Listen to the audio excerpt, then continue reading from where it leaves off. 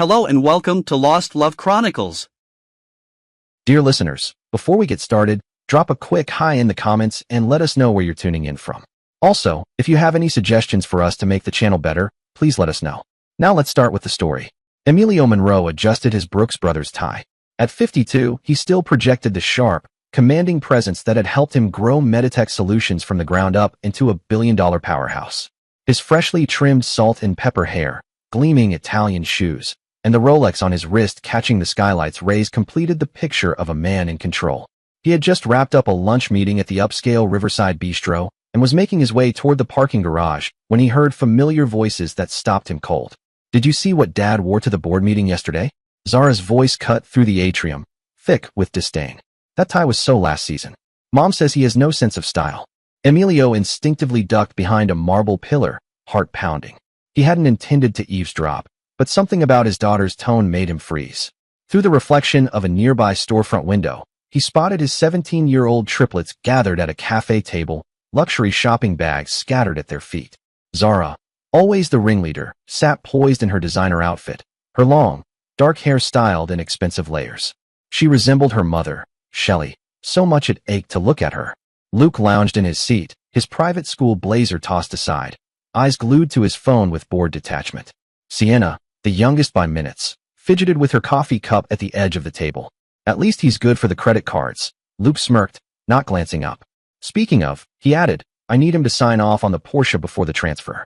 "As if that matters," Zara scoffed, idly stirring her iced latte. "Mom says once he signs over the company on our 18th birthday, we won't need his permission for anything." Emilio's grip on his briefcase tightened. He wanted to believe this was just typical teenage rebellion, self-absorbed and bratty. But Zara's next words shattered that illusion. "Uncle Ree says the adoption papers are ready," she said in a hushed but audible whisper. "Mom's boss is finally going to be our real dad legally and everything." The ground seemed to lurch beneath Emilio. Ray Alvarez, CEO of BioAdvance, Mediteca's largest rival.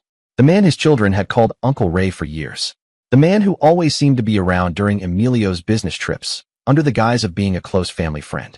"Did you see his face when we asked for those new cars?" Luke looked up now, a cruel smile forming. "He really thinks we'll keep him around after the transfer. Like, what does he think this is? He'll probably end up in some Florida retirement home," he added with a mocking laugh, boring the nurses with stories about how he built a company from nothing. He mimicked Emilio's voice with savage precision. Emilio could barely breathe. The tightness in his chest grew heavier with every word. He had given them everything: private school tuition, luxury vacations, unlimited credit cards. He had skipped crucial business deals just to make it to their games and recitals. He hadn't built Meditech just for himself. It was supposed to be their legacy. Sienna shifted uncomfortably in her seat, her eyes fixed on her untouched coffee. "Maybe we shouldn't," she began, her voice barely above a whisper. "Oh, grow up, Sienna," Zara snapped, cutting her off with a dismissive wave. "Mom and Ryan already have everything lined up. The lawyers are just waiting for our birthday." She flipped her hair over her shoulder with practiced flair.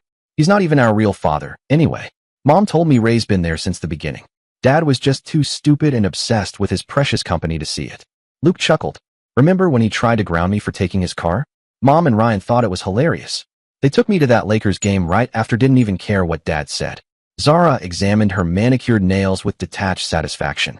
"Ray says Dad's slipping at work too. The board's already concerned about some of his recent calls. Once the transfer's done, it'll be easy to push him out. Ryan says he's actually doing him a favor this way. Dad can pretend it was his decision to retire." The world had shrunk to this one moment. These voices that sounded like his children's, but didn't. Emilio's mind spiraled, rifling through years of memories, now painted with suspicion: every business trip when Ryan had just happened to be in town, every time Shelley insisted on managing the kids' paperwork herself, every boardroom leak he'd shrugged off as bad luck. "I heard Mom on the phone with Ryan last night," Zara went on, her voice lowering. "They're thinking of selling the house after everything's finalized. Ray's got this insane place in Beverly Hills, indoor pool, tennis court, the works. Mom says we shouldn't feel guilty. Dad'll have plenty of money to live on. Just not, our kind of money." Luke stretched and checked his watch. "We should go. Dinner with Ryan tonight. Mom wants us to practice calling him Dad when it's just us. Says we need to get used to it before everything goes official." Sienna stood abruptly, gathering her things without looking at her siblings. "I have to study," she muttered. But Zara caught her wrist. Her expression sharpened, all pretense stripped away. "Don't even think about warning him," she hissed. Mom says you've been acting strange. Just remember which side your bread is buttered on, little sister. Ray's going to be our father. He's taking over Meditech. That's just the way it is. Don't screw this up for us. The triplets grabbed their shopping bags and headed for the mall exit, their voices fading into the low hum of weekend shoppers. Emilio remained behind the pillar, frozen. His mind reeled, turning over years that now seemed like a carefully curated illusion. He had built an empire from the ground up. He had outmaneuvered hostile takeovers, weathered recessions, pioneered advancements in medical technology. And now he stood, motionless, as if struck down not by a competitor or crisis, but by his own blood. His phone buzzed in his pocket. Probably Shelley, wondering why he wasn't home yet for their family dinner. Family. The word tasted like ashes in his mouth. Slowly, with deliberate precision, Emilio straightened his tie, adjusted his grip on the briefcase, and walked toward the parking garage. His expression betrayed nothing of the quake that had just ruptured his world. He had learned long ago, in business, the most dangerous moment was when you first uncovered betrayal. The key was not to react. Not yet. Not in anger. The key was to gather intel. To plan. To prepare. Sliding behind the wheel of his Mercedes, Emilio pulled out his phone and dialed a number he hadn't used in years. Kurt, it's Emilio Monroe. Remember that favor you owe me? I need access to some security footage and Kurt, let's keep this between us. In the darkened security office, the steady hum of servers filled the silence. Screens cast a dim glow across the room as Kurt O'Brien, Meditech's head of security, cycled through file after file. It was 2:07 a.m., but neither man showed signs of slowing. They had been at it for hours meticulously constructing a timeline of betrayal. Here's another one, Kurt muttered, fingers flying across the keyboard. February 15th, last year. Ray's car in your driveway, at 2 p.m. You were in Singapore at that medical conference. He clicked to another timestamp. He didn't leave until 11:47 p.m. Emilio stood just behind Kurt's chair, his tie loosened, his expression calm, but his mind razor-focused. Show me the front door camera from around 6 p.m. The footage loaded. Ryan Alvarez, CEO of BioAdvance, carrying takeout containers and a bottle of wine. Shelley answered the door wearing the sapphire dress Emilio had given her for their anniversary. Their greeting was casual, familiar, intimate. You want to see more? Kurt asked, voice low, hand poised above the keyboard. No, Emilio replied evenly. Show me the parking garage footage from their office meetings. New windows filled the screen. Shelley's Mercedes pulling into the BioAdvance executive garage on dates she had claimed to be at charity events or donor luncheons. One timestamp made Emilio's jaw tighten. It was the day of Luke's championship soccer match, the game Shelley had missed, claiming a migraine. I've got something else, Kurt said, pulling up a new video file. Remember the leak about the new arterial stent design last year? The one that let BioAdvance file their patent 3 days before Meditech? The footage was damning. Shelley and Ray, in his office, reviewing a Meditech product development folder.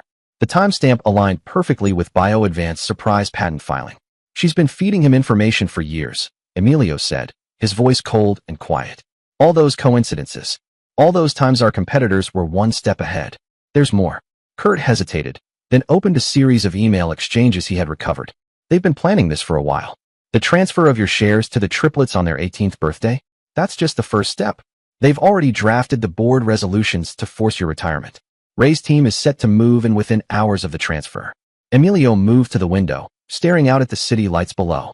The triplets' medical records, he said. I want them. Kurt nodded and pulled up another series of files. Took some work, but I got full access. Blood types, genetic screenings, everything. He paused, glancing at his old friend. You want the DNA comparison? Do it.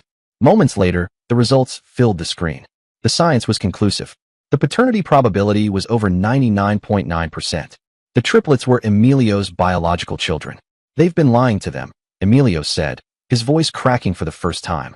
They made my own children hate me with a lie. Kurt stood and placed a hand on Emilio's shoulder. What do you want to do? We have enough here for criminal charges, corporate espionage, fraud. No, Emilio interrupted, turning back to the screens. His brief moment of vulnerability passed. Criminal charges would destroy the company. Hurt the triplets. They may hate me, but they're still my children. I need another way, something that exposes Ryan and Shelley without tearing down everything I've built. There might be a way, Kurt said cautiously. I've been tracking some irregularities in BioAdvance research data and financial reports. Something doesn't add up, but we'll need help, someone who knows how to follow the money. Emilio glanced at his phone and checked the time. It's time. I called in some favors. Remember Jody Park? The corporate attorney who tried to poach you for her firm last year? She owes me and she hates Ryan Alvarez. He attempted a hostile takeover of one of her favorite clients last year. Emilio straightened his tie, resolve settling in. Decision made. Give me everything you can on bio-advanced patents. Every filing since Ryan took over. I want to know which are legitimately theirs and which were stolen from us. And Shelley and the kids? Emilio's face hardened. Keep watching them. I want to know everywhere they go, everyone they meet. Especially Ray. I want to know every restaurant he takes them to, every promise he makes, every lie he tells. He paused, then added, and Kurt, pay special attention to Sienna. Something about her reaction today, she might not be as committed to their plan as they think. As Emilio left the security office, the first light of dawn was breaking over the city. His world lay in ruins. But from the shards he would build something new, something that would teach Ryan Alvarez, Shelley, and his misguided children the true meaning of strategy. The private conference room at Park & Associates offered a stunning view of the city, but no one present was distracted by the scenery. The mahogany table was covered with papers and laptops, while the whiteboard was filled with flowcharts and timelines. Jody Park, a sharp-featured woman in her 40s dressed in a perfectly tailored Armani suit, stood at the head of the table with a marker in hand. Let me make sure I understand, she said, circling a specific date on the timeline. Ray filed a patent on the bioresorbable stent technology 3 days before Meditech. But your team had been working on it for 18 months, Emilio interrupted. 22 months, he corrected, pushing a thick folder forward. Here is the complete development timeline, including lab tests and prototypes. Notice the dates on these electron microscopy images. Frankie Hampton, the forensic accountant they'd brought in, whistled softly as she studied the documents. Bio-advanced version is practically identical even down to the polymer coating formulation, she said. Identical enough that it couldn't be a coincidence, Kurt confirmed, pulling up side-by-side comparison images on his laptop. But that's just the start, Jody continued, moving to the whiteboard to draw new connections. Look at their last 3 major product launches. Each one corresponds to a significant Meditech project, and each time they filed patents just days before you were ready to go public. She turned to Emilio, her expression fierce. This is industrial espionage pure and simple. We could bury them in criminal charges. Emilio shook his head firmly. Criminal charges would tank both companies' stock. Thousands of innocent employees would suffer, and my children. He paused, steadying his voice. My children's trust funds are tied to Meditech's success. I won't punish them for their mother's crimes. Then what's our move? Frankie asked, spreading out bio-advanced financial statements. Because something else smells fishy here. Their R&D budgets don't align with their output and these shell companies. She pointed to several entries. They're funneling millions to consulting firms that seem to exist only on paper. Jody's eyes narrowed. Show me those shell companies. For the next hour, they traced the money. Ryan had been clever, but not clever enough. The shell companies led to offshore accounts. The offshore accounts led to luxury properties. And the properties, son of a Kurt muttered, staring at the ownership documents. He's been setting up love nests.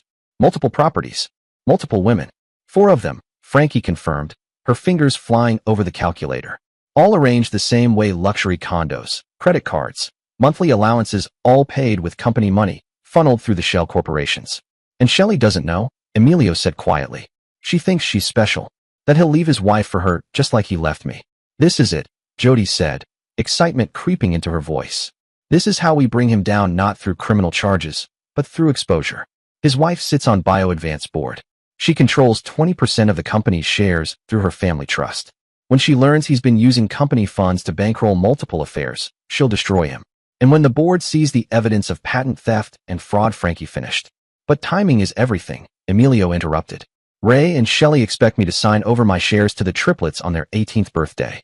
They think I'm unaware of their plan. We need to use that.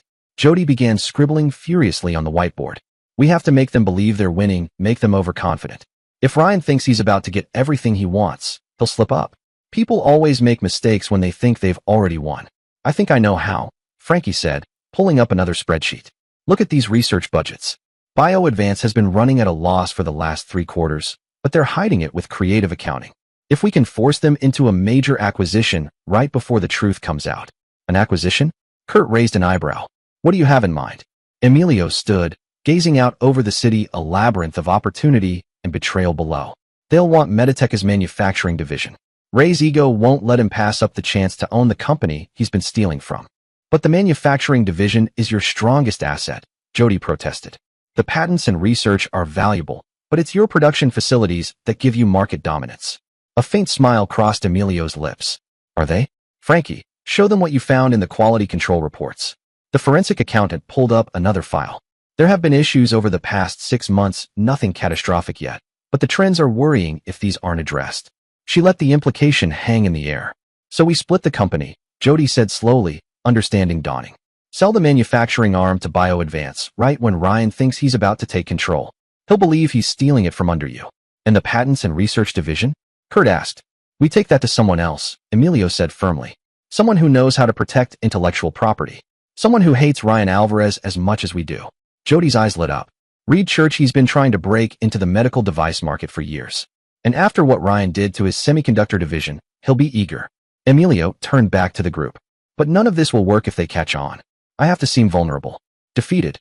That's going to be tough, Kurt said, concern evident in his voice. You're not exactly known for showing weakness.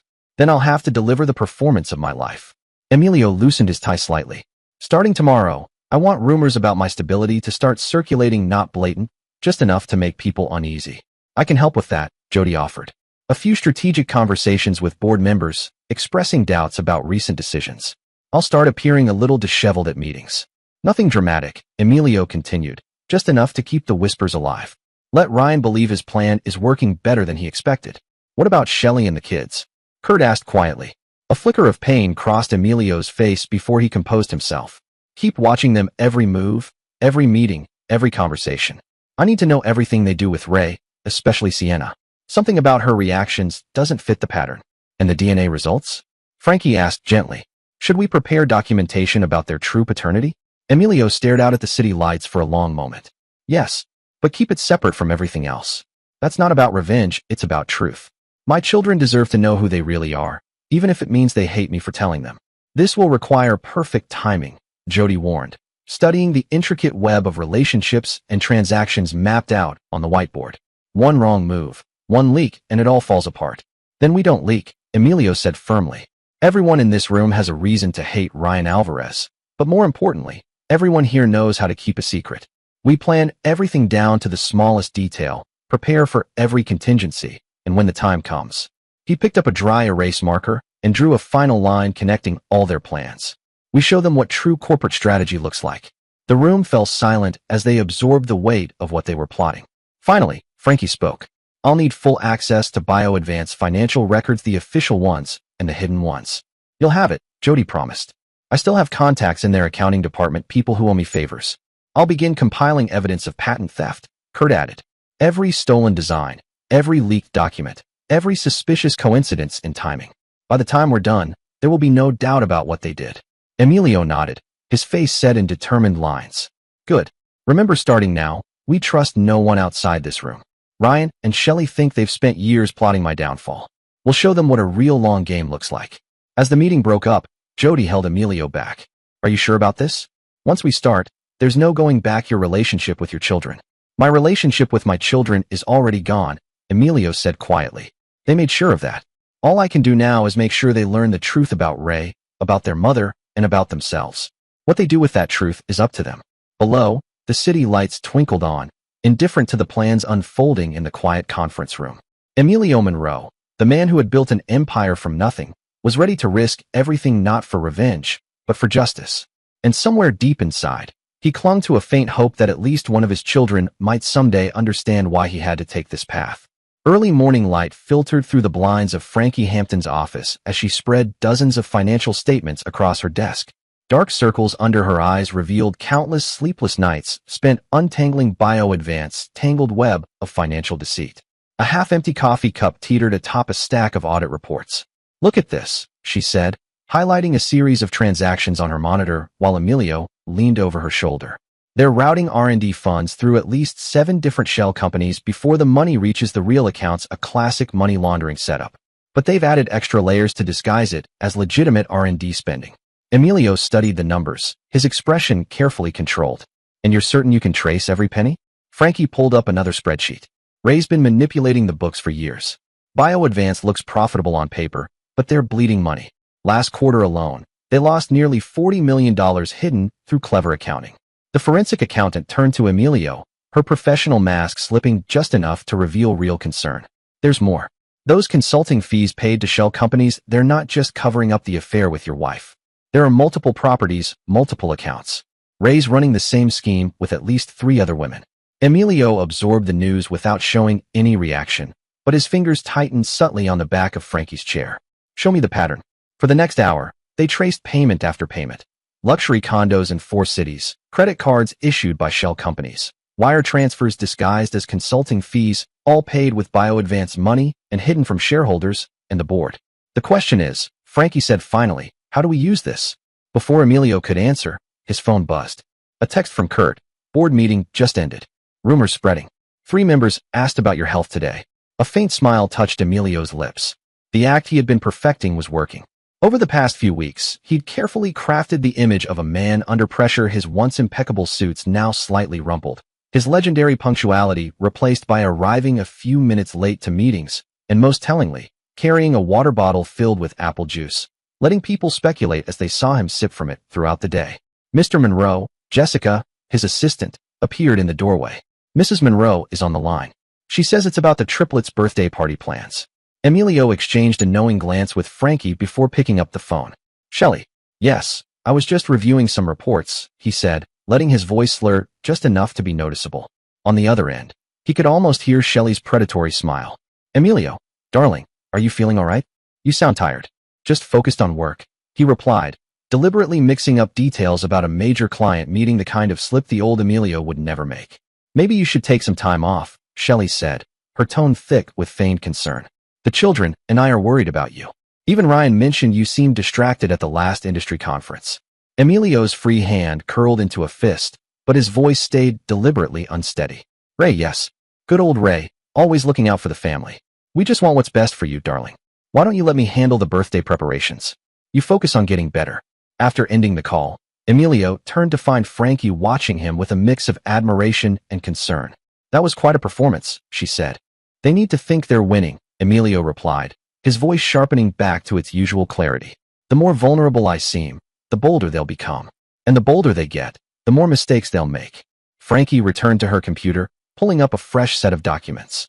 Speaking of mistakes, look what I uncovered buried in BioAdvance internal audit reports. Her screen displayed a series of quality control warnings that had been systematically ignored, failed safety tests swept under the rug, design flaws concealed with falsified data. BioAdvance's entire product line rested on a foundation of fraud. Their whole regulatory compliance program was nothing more than a house of cards. One good shove, and it all comes crashing down, Frankie explained.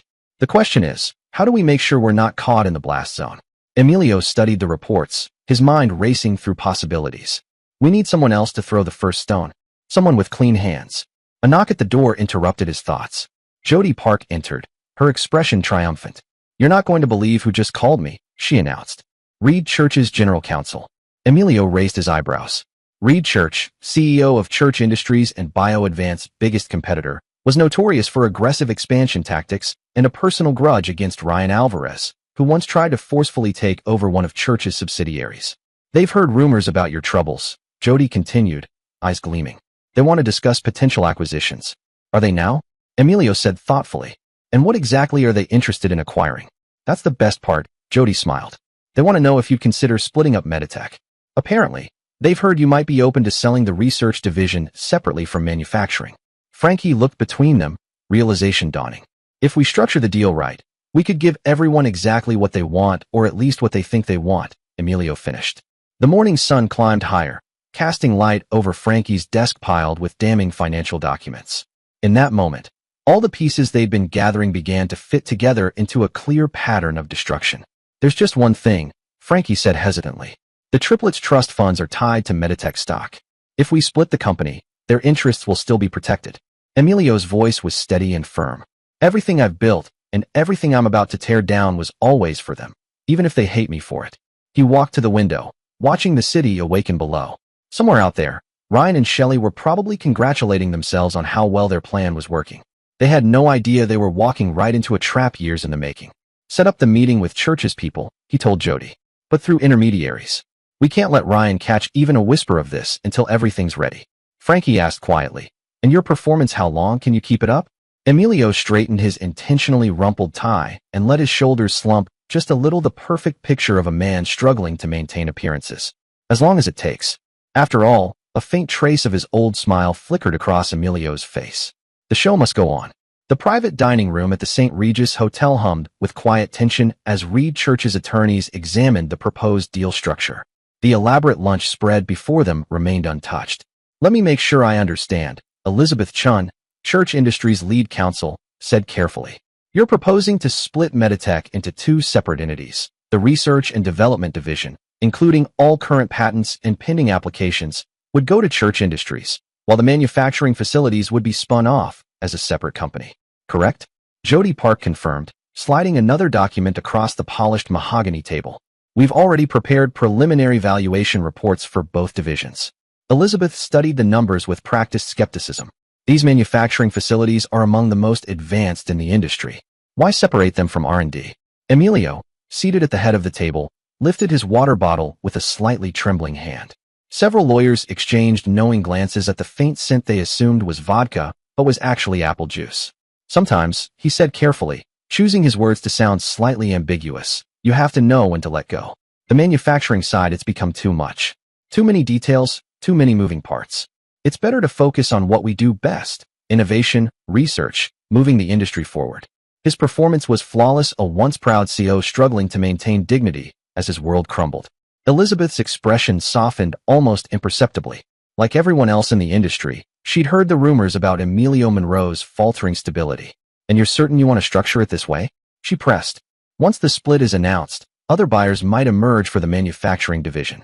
Let them, Jody interrupted smoothly. In fact, we're counting on it. A bidding war would only increase shareholder value. The unspoken name lingered in the air, BioAdvance. Everyone knew Ryan Alvarez wouldn't resist the chance to acquire his rival's production facilities. The meeting stretched on for hours, delving deep into technical details and legal requirements. Throughout, Emilio maintained his carefully crafted facade of a man barely holding himself together, mixing up dates, forgetting key terms, needing basic concepts re-explained, all while dropping subtle hints about the manufacturing division's potential. As the lawyers packed up their briefcases, Elizabeth gently touched Emilio's arm. Mr. Monroe, are you sure about this? Once we announce the split, there's no turning back. Emilio's hand shook slightly as he reached for his water bottle. Sometimes, Miss Chun, the only way forward is to break everything apart and see what rises from the pieces. Later that evening, in Jody's office, the mask fell away. Emilio stood straight and alert, his mind sharp as ever as they reviewed the meeting's outcomes. Church's board will approve the deal, Jody confirmed, hanging up her phone. They're practically salivating over the research division. And our sources say Ray is already making noise about bidding for manufacturing. Of course he is, Emilio said with cold satisfaction. His ego won't let him pass up the chance to own the facilities that have been outproducing his for years, especially when he thinks I'm too broken to fight back. The timing will be crucial, Jody warned. We need the deals to close almost simultaneously. If Ray gets any hint of what's really in those manufacturing reports. He won't, Emilio assured her. He's too focused on the bigger prize. By the time he realizes what he's actually buying, it'll be too late. A knock at the door broke their conversation. Kurt entered, his face grave. You need to see this, he said, handing over his tablet. Security camera footage showed Ryan and Shelley at an intimate dinner, heads close together as they celebrated their apparent victory. But it was the third person at the table who made Emilio's breath catch. Luke, his son, listening intently as Ryan gestured expansively, clearly painting pictures of a golden future. They're moving faster than we expected, Kurt said quietly. Ray's already positioning himself as a mentor to Luke, talking about grooming him to take over the combined companies once the dust settles. Emilio watched his son's eager expression, seeing the same ambition that had driven his own rise in business. But Luke's ambition was twisted by lies and manipulation, pointed like a weapon at the very legacy Emilio had built for him. Speed up the timeline, he ordered, his voice tight with controlled emotion. I want both deals ready to close before the triplets' birthday. Let Ryan think he's forcing our hand. Are you sure? Jody asked. Moving too quickly increases the risk of mistakes. The biggest mistake, Emilio said, still watching his son laugh at something Ryan had said, would be letting them poison my children any further. Get it done. As his team dispersed to set the accelerated plan in motion, Emilio remained in Jody's office, staring out at the darkening sky. The city lights below reflected in the window, creating the illusion of stars falling soon. Very soon, Ray's entire empire would collapse just as spectacularly. The private office of Alma Crosby, college counselor at Westfield Academy, was designed to put students at ease.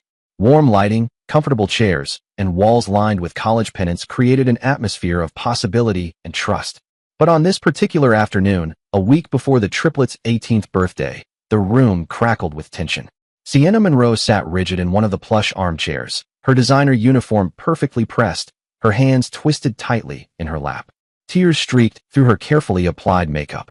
"I can't do it anymore, Miss Crosby," she whispered, her voice breaking. "Every time I see him at breakfast, trying so hard to connect with us, and Zara and Luke, they're just so cruel to him. And Mom just watches, smiling like it's all going according to plan." Alma leaned forward, concern etched across her kind face. "Your father, he's not." Sienna stopped her, swallowing hard before rushing on. "That's just it. He is my father. My real father. I found the DNA test results in Mom's home office last month. She must have stolen them from Dad's files. Ray's been lying to us our whole lives. They both have." Unbeknownst to either of them, Emilio stood frozen in the hallway outside, his hand raised to knock. He had come to discuss Sienna's college applications, maintaining his role as the involved parent even as his master plan neared its climax. Instead, he found himself holding his breath, listening to his youngest child finally speak her truth. "I don't know what to do," Sienna continued, her voice small. "Zara and Luke are so excited about Ray adopting us after the company transfer. They talk about it constantly, how we'll finally be a real family, how much better everything will be once Dad is out of the picture. But it's all built on lies.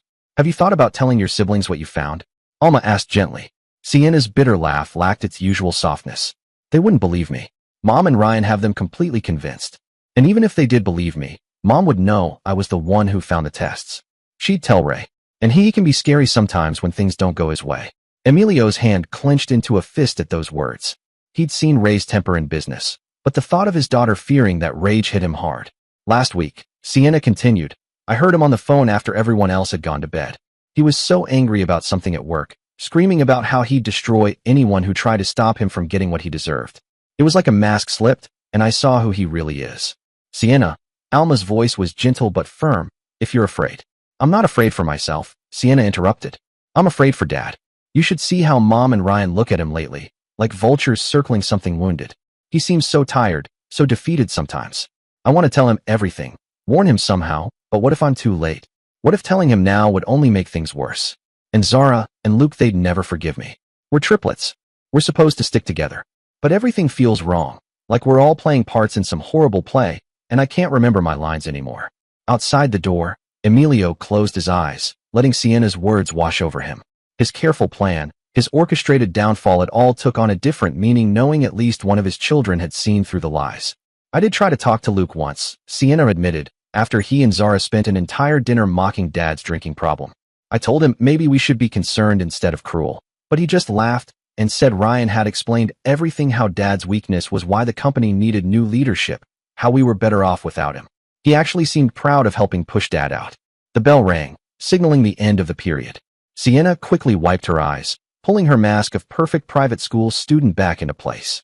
"Miss Crosby, please don't tell anyone about this. I don't know who to trust anymore." Alma reached across her desk to squeeze Sienna's hand.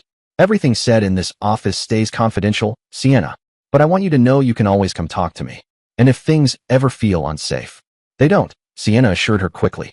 "Not physically, anyway." She struggled to find the words. "It's like watching a car crash in slow motion, knowing you could warn someone but being too afraid to speak up."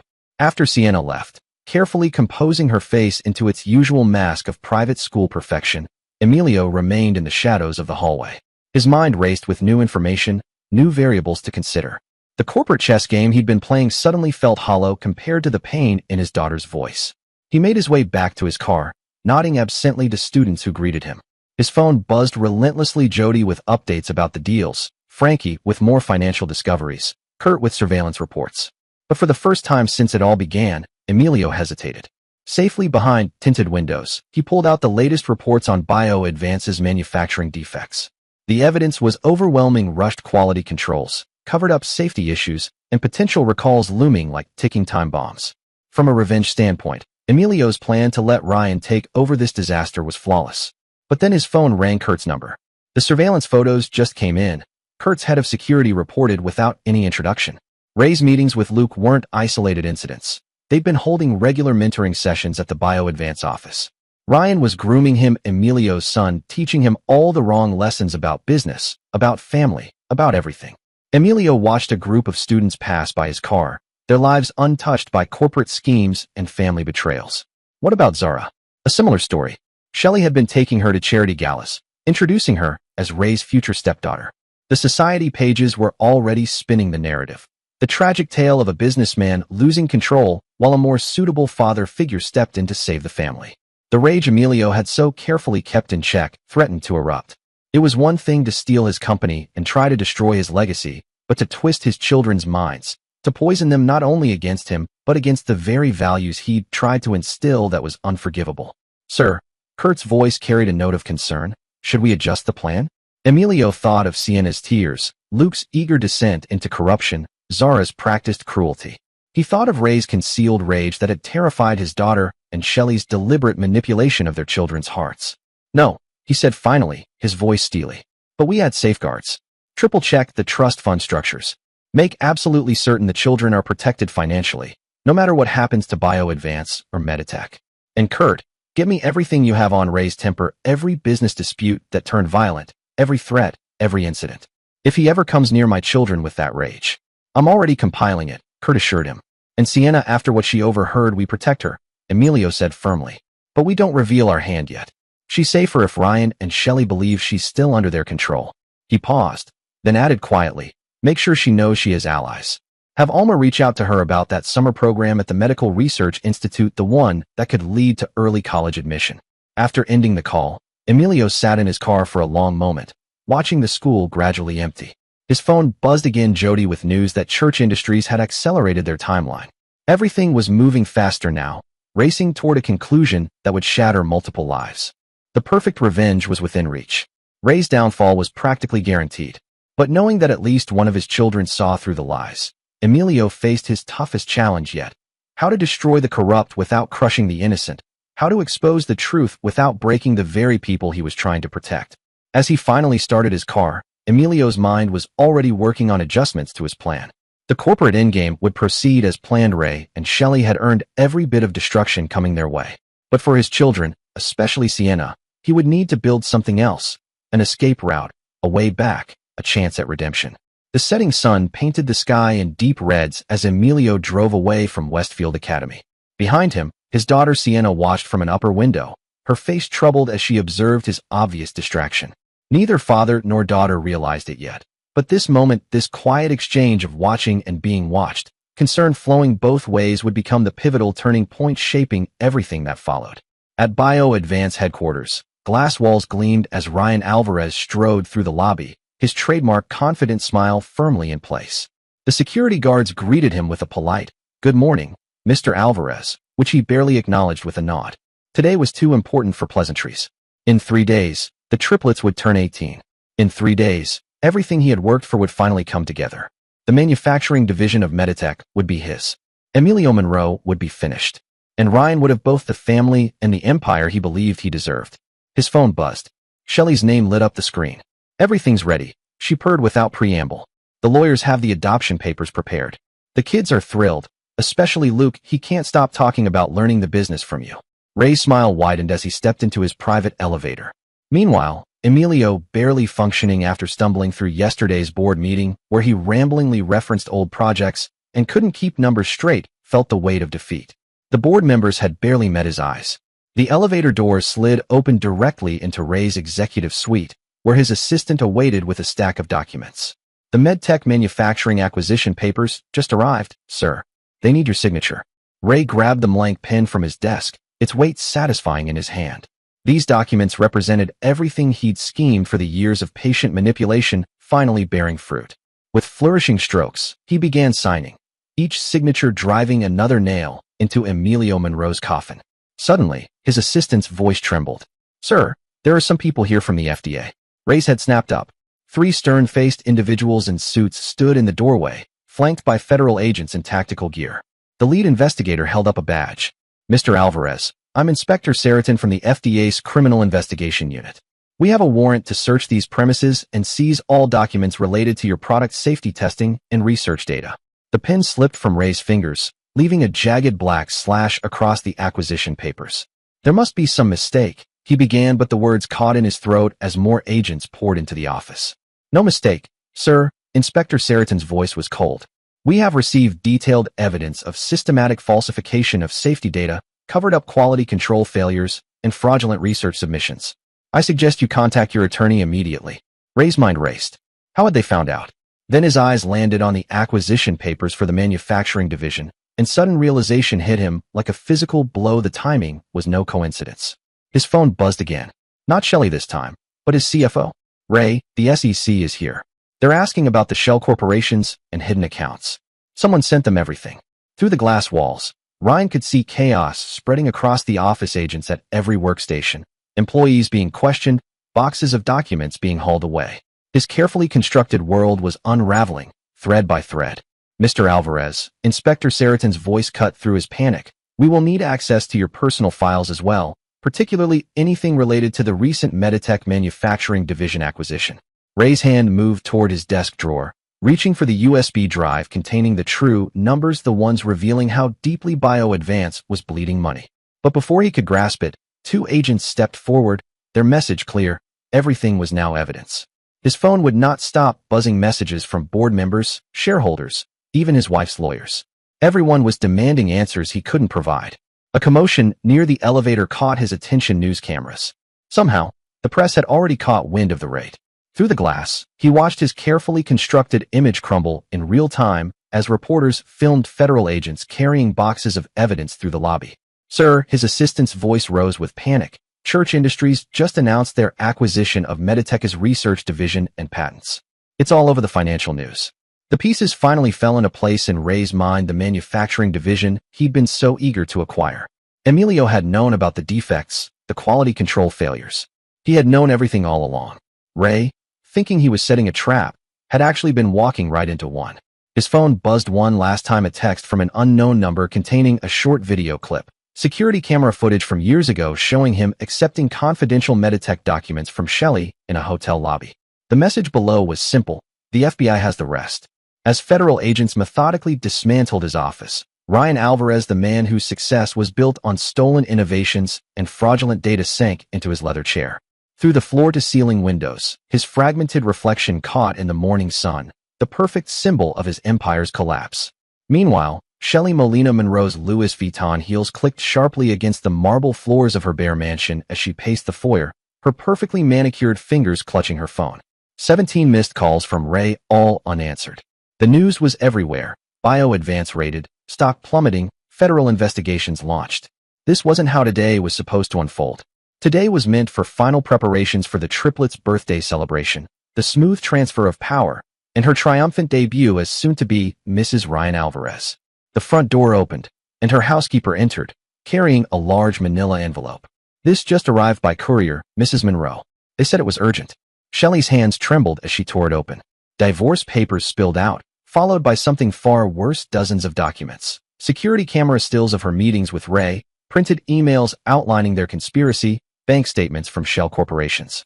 But it was the last set of papers that chilled her blood.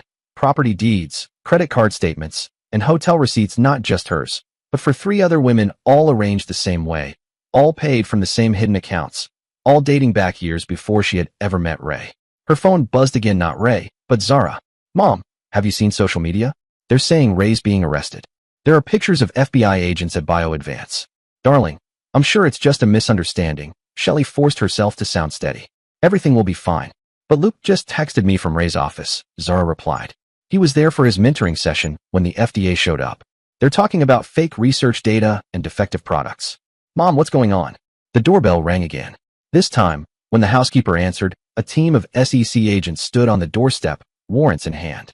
Mrs. Monroe, the lead agent's voice was professionally neutral. We need to ask you some questions about your involvement in transferring confidential information from Meditech Solutions to BioAdvance Industries. Shelley's world spun. Through the open door, she could see news vans gathering at the gate. Somewhere in the house, her phone kept buzzing with messages. She was now too afraid to read. Hours later, after the agents had finished their initial questioning and seized her computers, Shelley sat alone in her immaculate living room, surrounded by the wreckage of her carefully built life. The divorce papers still lay where she had dropped them, alongside the damning evidence of Ray's other affairs. Her phone had finally stopped buzzing, but now, the silence felt even worse. The last message she'd received was from Luke. Just saw the arrest footage. How long have you and Ryan been lying to us? The sun was setting when Sienna appeared in the doorway, her face pale but composed. I found the DNA test results from last month, she said softly. The ones that proved Dad, our real dad, was telling the truth all along. Shelley looked up at her youngest child and, for the first time, really saw how much Sienna resembled Emilio. In moments of clarity, Sienna, Shelley began, but the younger girl cut her off. You don't understand. I understand perfectly, Sienna replied, her voice smooth but cutting. You and Ryan lied to us our entire lives. You made us hate our real father, so you could steal his company and his family. And now, she gestured at the scattered papers, the empty house, the news van still visible through the windows. Now everyone knows the truth. Where are your siblings? Shelley asked suddenly, noticing how quiet the house had grown. Zara is at her friend's house. She couldn't bear being here after seeing those pictures of Ryan with his other women. Sienna's emphasis on that last word made Shelley flinch. Luke is still trying to process that his mentor built his entire career on stolen ideas and fake research. A notification sounded, cutting through the tension. It was Sienna's phone this time. She glanced at it, her expression blank. They just released the video of Ryan being let out of BioAdvance in handcuffs. It's trending everywhere. The reality of the situation hit Shelley with full force. The perfect life she'd planned, the smooth transition of power, the fairy tale ending with her powerful new husband, all lies, built on lies. Now, as federal agents sifted through evidence of her betrayal and her children confronted the harsh truth of their parents' deception, Shelley realized something else. Emilio was gone. Have you heard from your father? She asked, trying to mask the desperation in her voice. Sienna laughed, but there was no humor in it. Which one? The man who lied to us and used us as pawns in his corporate fraud? Or the real father you made us despise because it made your affair easier to hide? Before Shelley could answer, another notification pinged. Sienna read it, then looked at her mother with a mix of pity and disgust. The board of BioAdvance just announced an emergency meeting. Apparently, Ray's wife, his real wife, the one he never planned to leave, is demanding a full audit of all his business dealings. She paused, including his personal expenses. Shelley's gaze fell once again on the divorce papers, finally noticing the meticulous prenuptial agreement she had signed years ago, the one she'd forgotten in her rush to build a grander future. Like everything else in her carefully crafted world, it too had been a trap, waiting to snap shut. Outside, the Caribbean sun painted the horizon in brilliant oranges and pinks as Emilio Monroe stood on the balcony of his beachfront home, watching the waves roll in. 6 months had passed since Ryan Alvarez was let out of BioAdvance in handcuffs, marking the downfall of his corrupt empire exactly as planned. The morning's Financial Times lay on the table beside Emilio, its headlines still clear. Former BioAdvance CEO faces additional federal charges. But Emilio's mind was no longer on Ray's legal troubles. Instead, his focus was on the young woman walking up the beach path, her dark hair catching the last light of the evening. Sienna had called the week before, asking if she could visit. She had graduated early from Westfield Academy, her ethical expose on corporate fraud in the medical device industry earning her academic honors and early acceptance into several prestigious universities. Dad, her voice floated up from the path, still cautious, as if testing the word's meaning each time. Up here, he replied, watching her climb the steps to his balcony. She carried herself differently now, straighter, more confident, free from the weight of lies. I got accepted into the biomedical engineering program, she said without preamble. Full scholarship. Emilio smiled, recognizing the same straightforwardness in her approach to important news. Congratulations. Have you told your siblings? Sienna's expression darkened slightly. Zara is still trying to process everything. She's in therapy now, trying to understand how she let herself be manipulated for so long. And Luke, she sighed. Luke is angry not just at Mom and Ray, but at himself for believing them. They stood together in comfortable silence, watching the sun dip lower over the water. The lights of Emilio's new research facility began to glow softly in the dusk, the sign reading More Ethical Medical Innovations shining gently.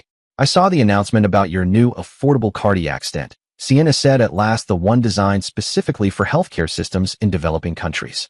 It's really impressive, Dad. Emilio turned to study his daughter's face, seeing in it the same passion for innovation and helping others that had driven him to build Meditech in the first place. The trust funds are doing well, he said carefully. The educational provisions are generating solid returns. I know the trustees send quarterly reports. Sienna smiled with a hint of irony. Very detailed reports with lots of emphasis on ethical investment strategies. Another quiet settled between them, broken only by the sound of waves and distant music from the beach bars. Finally, Sienna spoke again, her voice softer, less certain. Do you think Zara and Luke will ever understand why you did what you did? Emilio considered the question thoughtfully. Understanding takes time. Sometimes the hardest person to forgive isn't the one who wronged you but yourself, for not seeing the truth sooner. Sienna nodded, then reached into her bag and pulled out a thick envelope. I've been writing to them, trying to explain things from my perspective about finding the DNA test, overhearing Ray's true nature, realizing how Mom manipulated us all. She paused, then added, Luke actually wrote back last week. He asked about your company's internship program. A shooting star streaked across the darkening sky, and for a moment, father and daughter watched its silent arc together. Below them, researchers were leaving the facility for the day, their voices faint on the evening breeze discussions of clinical trials, affordable medical solutions, innovations designed to help people rather than just generate profits. There's something else, Sienna said hesitantly. I've been thinking after I finish my degree, would there be a place for me here? Not out of family obligation, but because of what you're doing making medical technology accessible to everyone. Focusing on ethics over profits, that's what I want to do too, Sienna said. Emilio felt a tightness in his chest finally ease. His revenge had been complete. Ryan and Shelley had lost everything they'd schemed for, their corruption uncovered, their lies exposed. But this moment watching his daughter choose her own path toward ethical innovation, toward healing instead of harm, this was far more satisfying than revenge. The door will always be open, he said simply. For all of you. As the stars began to twinkle overhead, father and daughter stood together on the balcony, gazing out over the facility where a new legacy was being forged, one rooted in truth, integrity, and the simple belief that doing good could also be good business. Below, the waves kept their timeless rhythm, washing away old wounds and ushering in new possibilities. Tomorrow would bring fresh challenges, opportunities, and chances to prove that the best revenge wasn't just about tearing down the corrupt, but about building something better in their wake. 5 years later, the weekend edition of the Wall Street Journal lay open on Reed Church's mahogany desk. The headline stood out boldly on the crisp paper, From Scandal to Success, the Redemption of Medical Technology. The article marked the 5th anniversary of what business schools now called the Meditech Gambit, a cautionary tale about corporate ethics, family loyalty, and the cost of betrayal. Reed leaned back in his leather chair, recalling the day his legal team first approached him about acquiring Meditech's research division. The article summarized the fallout perfectly. Former BioAdvance CEO Ryan Alvarez had begun serving a 12-year federal sentence last month after exhausting his final appeal. Charges ranging from corporate fraud and patent theft to falsifying FDA submissions and embezzlement painted a portrait of systemic corruption that had rocked the medical device industry. The once billion-dollar company now existed only in bankruptcy court records and business ethics textbooks. His intercom buzzed. Mr. Church, Emilio Monroe is on the line. Reed smiled as he picked up the phone. Emilio, I was just reading about your latest breakthrough, affordable insulin delivery systems. You're making my R&D team look lazy. Emilio's voice was relaxed, the tone of a man at peace with his decisions. Your team's doing great. I saw the numbers from the Stent project. You've doubled accessibility in developing markets using your patents and research. Reed replied, best acquisition I ever made, even if I didn't fully understand your plan at the time. They discussed market projections and innovation pipelines, but both knew the real reason for the call. Today marked another milestone, the first graduating class from the Whistleblower Protection Foundation's corporate ethics program. How's Kurt handling the foundation? Reed asked. Like a man who's found his true calling, Emilio chuckled. The program's already stopped 3 major corporate fraud attempts. Turns out my old head of security makes an excellent ethics watchdog. The conversation shifted to personal updates. Sienna's startup is really taking off, Emilio reported proudly. She's combined her biomedical engineering degree with principles of ethical innovation. The vaccine distribution system she developed for remote areas is attracting serious investor interest. And the others? Reed inquired. Emilio hesitated briefly. Luke graduated from business school last month. He's interning with an ethics compliance firm, wants to learn how to prevent what happened at BioAdvance from happening again. His voice softened. Zara is getting married next spring. She asked me to walk her down the aisle. After ending the call, Reed pulled up the rest of the article on his tablet. Shelley Molina, formerly Monroe, was sentenced to 3 years for her role in corporate espionage, serving 2 before early release. Sources say she now lives in a modest apartment in Phoenix. Her efforts to reclaim her former lifestyle have been blocked by a prenuptial agreement she signed 2 decades ago. Her civil suit seeking partial ownership of more ethical medical innovations was dismissed with prejudice, the judge citing overwhelming evidence of systematic betrayal and fraud. Ray Alvarez's web of deception unraveled dramatically. His wife of 30 years divorced him immediately after uncovering his multiple affairs and financial crimes. An SEC investigation revealed he had maintained 4 separate families using embezzled corporate funds. BioAdvance shareholders lost billions when the company collapsed, leading to the largest corporate fraud settlement in the medical device industry's history. But from those ruins arose something unexpected. More ethical medical innovations, founded by Emilio Monroe in the Caribbean, has revolutionized medical device development. Their focus on affordable, accessible healthcare solutions open new markets while upholding strict ethical standards. The company's partnership with Church Industries Research Division has produced groundbreaking technologies at a fraction of the traditional cost. Across town, in a bright conference room, Kurt O'Brien addressed the graduating class of corporate ethics officers. The foundation he led had become a powerful force for industry reform. Its whistleblower protection program was setting new benchmarks for corporate accountability. The Meditech story isn't just about revenge, he told his students. It's about choices. Every day, in boardrooms and offices worldwide, people decide between easy profits and ethical conduct. Your job is to ensure they have the support and protection needed to make the right choice. At that moment, in a small apartment in Phoenix, Shelley Molina scrolled through her social media feed. Photos of her children's achievements flashed by Sienna accepting an innovation award, Luke graduating with honors, Zara announcing her engagement. She hadn't been invited to any of these occasions. Her attempts to reach out were met with silence, or, worse, form letters from their lawyers. Her phone reminded her of another mandatory check-in with her parole officer. The designer bags and luxury cars were gone, replaced by bus passes and off-brand clothes. Her former high society friends had disappeared along with her status. Occasionally, she saw her name mentioned in articles about corporate fraud as a cautionary tale. Meanwhile, in a federal prison in Colorado, Ryan Alvarez sat in his cell reading a letter from his ex-wife's attorneys. The last of his hidden accounts had been discovered and seized. His efforts to publish a memoir were blocked by legal injunctions. Even his children from various affairs had changed their names, distancing themselves from his toxic legacy. Back in the Caribbean, Emilio Monroe stood in his company's research lab, watching Sienna present her latest innovation to a team of developers. Her passion for ethical technology mirrored his own, but she brought fresh perspectives and new ideas. A plaque in the lab dedicated the space to truth and innovation, a subtle reminder of the lessons learned from corporate deception. Luke now had his own office at the ethics compliance firm, its walls adorned with case studies of corporate fraud. His colleagues didn't know he spent hours studying the BioAdvance collapse, trying to understand how charm and manipulation had blinded so many to obvious warning signs. His quarterly reports to the foundation often included insights drawn from his unique position as both victim and student of corporate deception. Zara's journey had been different, but equally profound.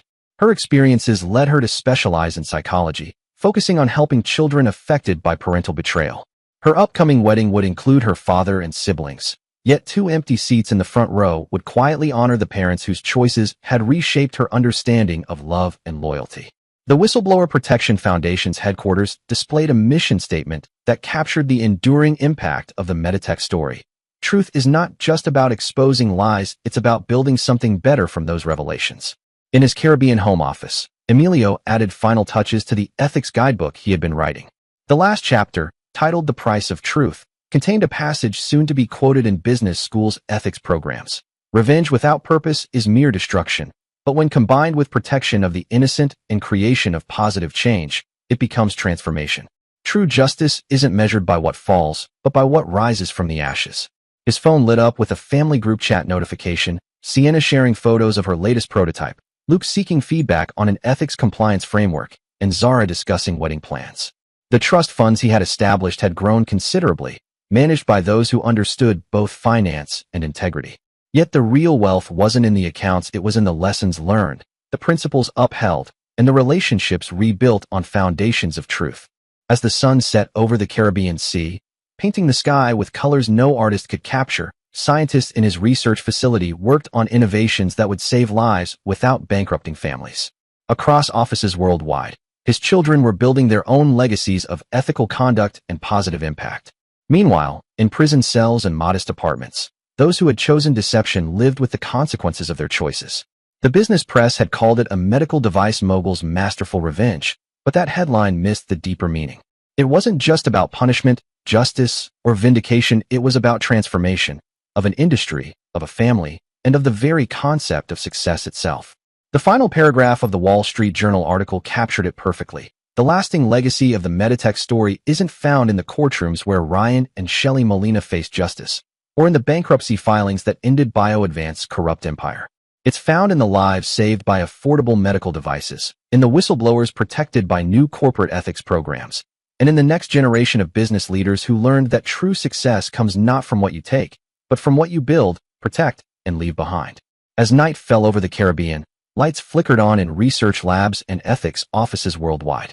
In each of these places, people faced choices between easy profits and difficult truths, between short-term gains and long-term value. And in many of those moments, they remembered the story of a man who had lost everything but his integrity, and in holding on to it, had built something far greater than what he had lost. The waves rolled endlessly against the shore, their rhythm a reminder that time moves only forward. In their eternal cycle of destruction and renewal, they echoed the fundamental truth Emilio Monroe had discovered. Sometimes the most perfect revenge is simply building a better future from the ruins of betrayal. Dear listeners, please share your thoughts in the comments section below, and don't forget to like, share, and subscribe.